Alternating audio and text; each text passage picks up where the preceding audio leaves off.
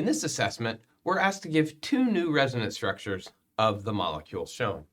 That molecule contains the functional group that is a carboxylic acid. Now, as is the case with most carbonyl-containing compounds, the first resonance structure that we'll want to draw is the one where we simply move the pi electrons from between carbon and oxygen onto the oxygen. This will generate what we refer to as the Zwitter-ionic resonance structure, where we see a positive charge on the carbonyl carbon and a negative charge on oxygen.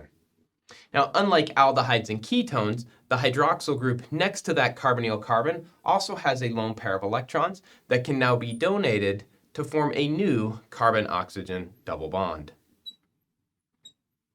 That generates this structure here, where one of the oxygens has a positive charge and the other a negative charge. These are the two new resonance structures we can draw for the carboxylic acid.